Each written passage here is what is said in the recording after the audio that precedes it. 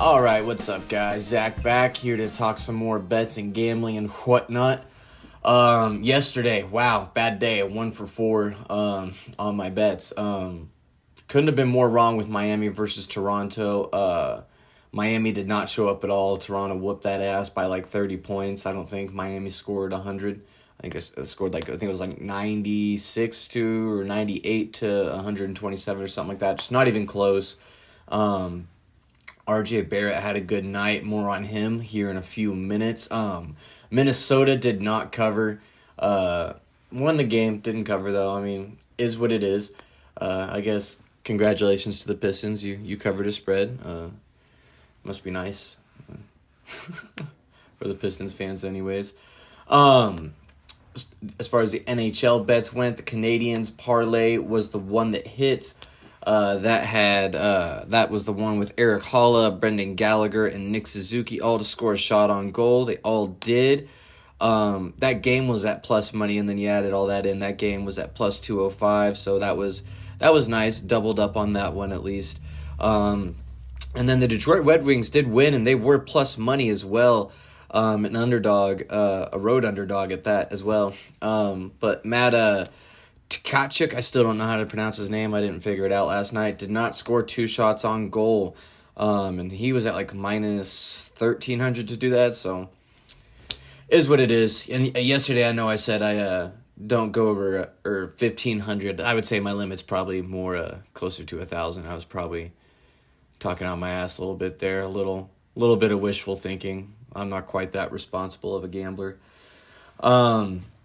But yeah, speaking of responsible gambling, missed our chance to be profitable. That one guy scoring his 2 shots on goal, if he does that, I'm up about 10 units between those, between that parlay and the 2 parlays combined. But, that's why we responsibly gamble. So that today we have some money left over to continue to do more of the same. So with that said, for today, I like RJ Barrett to score 20-plus points. I got that. I think it was about minus 130. Let me double check. Minus 140.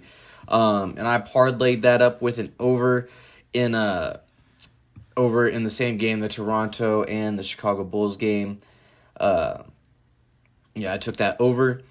Figured to be a lot of points. I thought about taking the Zach LaVine and DeMar DeRozan to hit 20 as well, but I figured, probably don't want to put that on too many players, and I feel most confident about RJ Barrett doing that with Pascal Siakam being gone.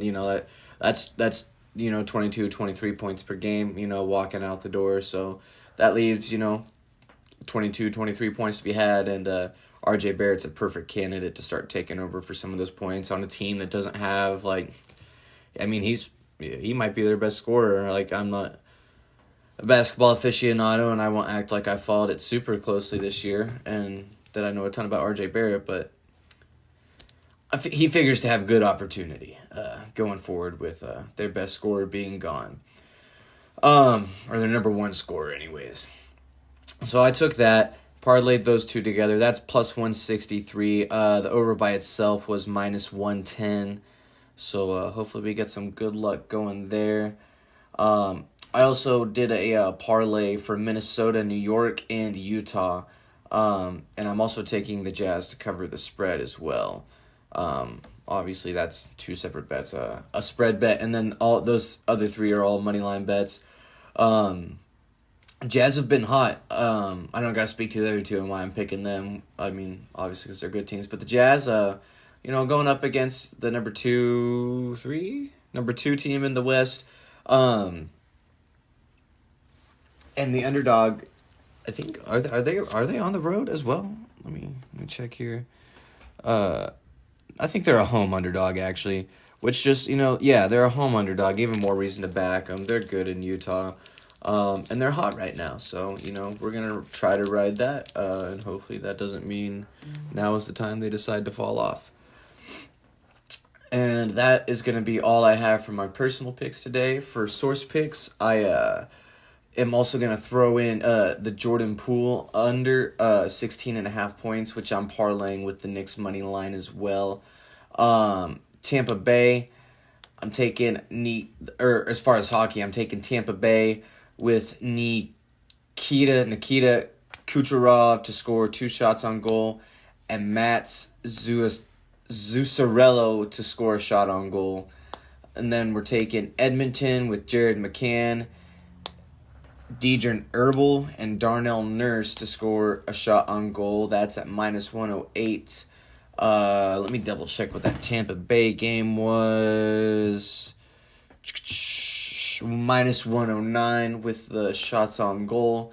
And then finally, lastly, taking, I guess, my hockey team. I don't know. It's the Boston team, but I don't know. Maybe here's where I should separate from a Boston team. I've always said that hockey's if I was a hockey fan, I'd be a Bruins fan, and now that I'm kind of starting to get into a little hockey, I guess mostly just from a gambling perspective, but still, I kind of want to pick a team that's not from Boston to cheer for. I kind of like the Golden Knights. I'm not gonna lie, the Vegas Golden Knights, which is out my wheelhouse to cheer for, like an expansion type team, but I don't know. I just like them.